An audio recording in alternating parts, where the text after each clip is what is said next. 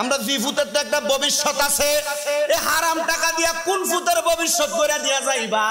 আল্লাহর কসম, এই সন্তান কোনোদিন তোমার সুসন্তান হবে না, এটা কুসন্তান হইব, আর বরণের পর তোমারে মুইরাইব। কথা কোন ঠিক কিনা? আমার ভাইরা, বাবারা, বন্ধুরা, গভীর মনোযোগ অন্তরের কান্ডা লাগে শুনেন। আমি যেই কথার মধ্যে ছিলাম রে বাবাজিরা, আমি আপনাদেরকে নিয়ে দুরূদ শরীফের ফজিলতের কথা বলতেছিলাম। এবার ওই স্পেনের আল্লাহর বান্দা বড় ভাগ্যবান, মহাভাগ্যবান, উনি বলে আমি কারোর ঘরে কোনো খানা দানা খাই না। কারণ কি? কারণ আমি মানুষের ঘরে খাই বিদায়, মানুষের ঘরের মধ্যে পরের হক মাইরা খাওয়াই না, বড় হারাম টাকা, এজন্য আমি কোনো জায়গার মধ্যে কোনো খানা খাই না। 5 দিন আমি খানা খাওয়া বন্ধ করে দিছি। পরে আমি চিন্তা করলাম খাবার তো খাইতে হবে, বৃষ্টি হইতেছে, আমি আমার নামাজের মুসল্লাটা বৃষ্টির পানির মধ্যে ভিজায়া, আমি নামাজের মুসল্লাটা, আমার কিচ্ছু লাগতো না, আপনি বইয়েন, আপনি আমার এবার আমার বাসার থেকে বড় বই, আমি বৃষ্টির পানির মধ্যে আমার নামাজের মুসল্লাটা ধুইলাম। ধোয়ার পরে আমার নামাজের মুসল্লাটা বিছায়া বৃষ্টির পানিগুলা নামাজের মুসল্লার মধ্যে নিলাম।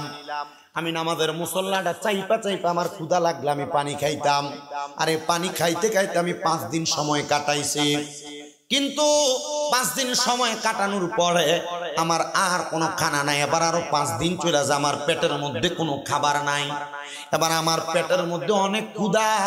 আমি এই ক্ষুধা পাইয়া আমি আর সহ্য করতে না পাইরা আমি আমার মসজিদের পাশে একটা খেজুর গাছের সাথে হেলান দিয়া আমি জপতেছি সাল্লাল্লাহু আলাইকা ইয়া রাসূলুল্লাহ, সাল্লাল্লাহু আলাইকা ইয়া রাসূলুল্লাহ, সাল্লাল্লাহু আলাইকা ইয়া রাসূলুল্লাহ। তিনি বলেন আমি বারবার দুরূদ শরীফ আদায় করি। আমি দুরূদ শরীফ আদায় করতে করতে আমি ঘুমায় গেছি। কখন যে ঘুমাইছি, পেটের ক্ষুধার কারণে আমার আর সেটা মনে পড়তেছে না। এবার আমি ঘুমানোর পরে হঠাৎ করে দেখলাম আমার সামনে নূরানি সুরতওয়ালা একজন ব্যক্তি আগমন করছে। আমি জিগাইলাম কে গো আপনি, আপনার পরিচয়টা কি? তিনি আমারে ডাক দিয়া কয় আমি কইলাম ইসলামের 4র্থ খলিফা, আমার নাম হযরতে আলী কাররামাল্লাহু ওয়াজহু। জোরে জোরে বলেন সুবহান। তিনি বলেন ঘুম থেকে উঠো। তিনি ঘুমে কি দেখতাছে? স্বপ্ন দেখতাছে। তিনি বলেন আমারে হযরত আলী ডাক দিয়া কয় ঘুম থেকে উঠো। আমি ঘুম থেকে উঠলাম স্বপ্নের মধ্যেই। এমন টাইমে হযরত আলী রাদিয়াল্লাহু তাআলা আনহু বলে এবার পেছনের দিকে তাকাও। আমি তাকায়া দেখলাম আরো সুদর্শন 4 জন ব্যক্তি আমার সামনে হাইটে আসতেছে। উনি বলেন ডান দিকে যাকে দেখতেছো তিনি হইল সিদ্দিক আকবর রাদিয়াল্লাহু তাআলা আনহু, বাম দিকে যাকে দেখতেছো তিনি হইল হযরতে ফারুক আযম হযরত ওমর রাদিয়াল্লাহু তাআলা আনহু, পেছনে যাকে দেখতেছো তিনি হইল হযরতে উসমান জিন নূরাইন রাদিয়াল্লাহু তাআলা আনহু, আর মাঝখানে আছে মুহাম্মাদুর রাসূলুল্লাহ সাল্লাল্লাহু আলাইহি ওয়াসাল্লাম। জোরে পড়ি সুবহানাল্লাহ। আমি জিজ্ঞাসা করলাম ইয়া রাসূলুল্লাহ, নবী গো, ও দয়ার নবী, মায়ার নবী, রাহমাতুল লিল আলামিন নবীজি, আপনি কেন এই জায়গার মধ্যে আগমন করলেন? আমার নবী আমার ডাক দিয়া কই রে আল্লাহর বান্দা, তুমি পেটের ক্ষুধা সহ্য করতে পারো নাই। এই পেটের ক্ষুধা পেটের মধ্যে নিয়া বড় কষ্ট পাইয়া আমি নবীর প্রতি দুরূদ শরীফ আদায় করছো। ডাক দিয়া কই হে আল্লাহর বান্দা, দুরূদ শরীফ আদায় কইরা তুমি যে আমার কাছে দাঁড়ায় গেলা, আমি নবীজির উপর দুরূদ শরীফ আদায় করতে করতে ঘুমায় গেলা। তোমার ডাকটা আমি নবী এমন ভাবে শুনতে পাইছি, আমি নবী রওজা মুবারকে থাকতে পারলাম না। তোমাকে দেখা দেওয়ার জন্য আমি নবী তোমার সামনে আইসা গেছি। জোরে বলেন সুবহানাল্লাহ। আপনারা বলেন আশিকের রাসূলরা মুহাব্বতে নবীকে ডাক দিলে নবী আমার নিজ কান মুবারকে শুনতে পারে কি পারে না? আমার নবী ডাক দিয়া কয় পাগল, পেটের ক্ষুধা, পেটের মধ্যে খাবার বইলা না ডাকবা। তুমি যে আমি নবীরে বারবার ডাকলা কেন? পেটের ক্ষুধের জন্য। বলে ইয়া রাসূলুল্লাহ, আজকে 5 দিন কোনো খানা খাই না। উনি বলেন আমি তাকায় দেখলাম নবীজির আস্তিন মুবারকটা নবী খুইলা ভিতর থেকে আমার নবী একটা রুটি মোবাইল করলেন।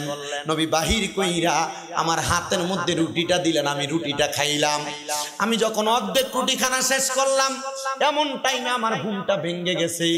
আমি হঠাৎ করে মনে বুঝতে পারলাম আমি স্বপ্ন দেখছি, কিন্তু আমি আমার ডান হাতে তাকায় দেখি যে অর্ধেক রুটি আমি স্বপ্নের ভিতরে খাইছি আর অর্ধেক রুটি আমার হাতের মধ্যে আছে। আমি বুঝতে পারলাম রহমতের নবী যদি কাউকে স্বপ্নের মধ্যে দেখা দেয় ওইটা স্বপ্ন না রে, স্বপ্ন না। রহমতের নবীর দিদার পাইলে এই জীবন আর জীবন থাকে না, এই জীবন আল্লাহ তাআলার কাছে বড় দামি জিন্দেগি হয়ে যায়। তাহলে আসেন আমরা সবাই ওই দামি জিন্দেগি বানানোর জন্য মুহাব্বতে নবীজির উপর দুরূদ শরীফ আদায় করে আল্লাহুম্মা সাল্লি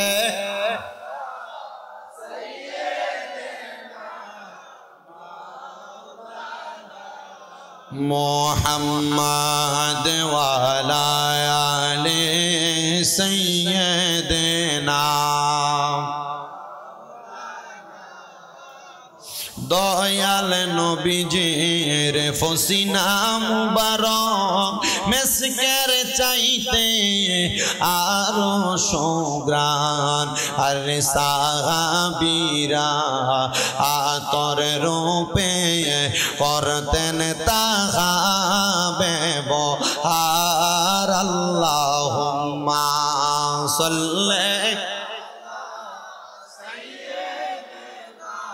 মাওলানা মুহাম্মদ ওয়া আলা আলি সাইয়্যিদ।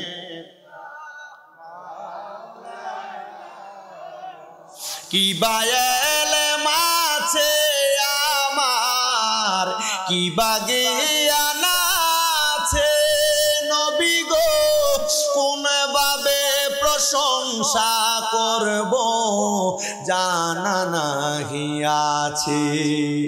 কি বাগিয়ান আছে আমার কি বায়েল মাছে নবী গো, কোন ভাবে প্রশংসা করব জানা নাহি আছে।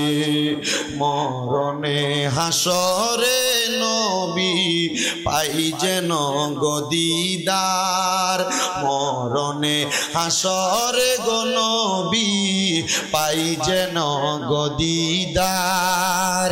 শান্তি হবে অন্তর আমার পেলে আপনার দিদার। আল্লাহুম্মা সাল্লি আলা মাওলানা মুহাম্মদ ওয়া আলা আলি সাইয়্যিদিনা। মুহাম্মদ লা ইলাহা ইল্লাল্লাহ লা ইলাহা ও লা ইলাহা ও লা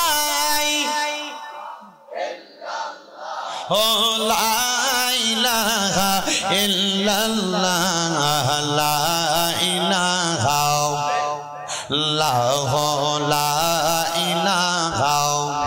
হায়রে নামাজ রোজা চাই রহনা কেহ মা বাবার খেদমত চাই রহনা। আমার নবীজির দরুদ বইল না, বলেন নবীর দরুদ। আমার নবীজি তোমায় বলবে না। লা ইলাহা ইল্লাল্লাহ লা ইলাহা। হায় অনেক দূরে মাদিনায় আমরা কেমনে যাব জানি না, বলেন মদিনা যাইতে চাই কি চাই না। আমার দিকে তাকায় দেখেন আমার মাথার বাবরি চুলগুলা নাই। মাত্র 2 থেকে 2.5 মাস হয় আমি মদিনা শরীফ থেকে আসছি। আমি মদিনা শরীফে আমার নবীর রওজা মুবারকের দিকে যখন প্রথম ঢুকতেছি, বাবু সালাম নামক একটা দরজা ওই দরজা দিয়া যখন আমি মদিনা শরীফের দিকে ঢুকি, আমি তাকায়া দেখলাম কত মানুষের মুখের মধ্যে হাসি দেখা যায়, কত মানুষের মুখের ভিতরে কথা বলতেছে তারা, কিন্তু মদিনা শরীফের সামনে যায় দেখলাম চোখের পানিটি ফালায়া ফালায়া কান্দে। আমি আমার লগের একজন বাইরে জিগাইলাম, মদিনা শরীফের সামনে আইয়া দিয়ে আপনি চোখের পানিটি ফালায়া কান্দেন? কয় ভাই আমি এমনে কান্দি না, মদিনা শরীফের সামনে আসলে আবেগটা তো ধুই রাখা যায় না। এই নবীর উম্মত আমি, কিন্তু এই নবীরে তো আমরা দুইটা চোখ দিয়া দেখতে পারি নাই, এই জন্য না আমি মদিনার নবীর রওজা দেখা দেখা কান্দি। আমি একটানা 7 দিন 5 ওয়াক্ত নামাজের পরে আমার নবীর রওজা মুবারকের সামনে দাঁড়ায়া দাঁড়ায়া আমার নবীরে সালাম দিছি। আমি যেদিন 8ম দিন আমার নবীর রওজা মুবারকে সালাম দিয়ে আমি মক্কার উদ্দেশ্যে চইলা যাব, আমি আমার নবীর রওজা মুবারকে সালাম দিছি আর কইছি, ইয়া রাসূলুল্লাহ, আমার জীবনে বড় একটা শখ ছিল, আশা ছিল, আমি আমার মরার আগে আপনি নবীর রওজা মুবারকটারে একবার জিয়ারত কইরাম। নবী গো, ও দয়ার নবী, আমি যত কম বয়সে আপনার রওজার সামনে আসবো আমি চিন্তা করছি না। নবী গো, আপনার রওজার সামনে দাঁড়ায়া দাঁড়ায়া আমার মনের ভিতরে এখন দিয়ে আরেকটা শখ জাগছে, আপনি নবী রওজাটা দেখতে এত সুন্দর, না জানি আপনি নবী দেখতে কত সুন্দর। ও দয়াল নবী গো, আমার মনের ভিতরে এখন শুধু শখ, আপনি নবীরে আমি আমার মরণের আগে একবার হইলেও দেখতাম, আপনি নবীরে আমার মরণের আগে একবার হইলেও দেখতাম।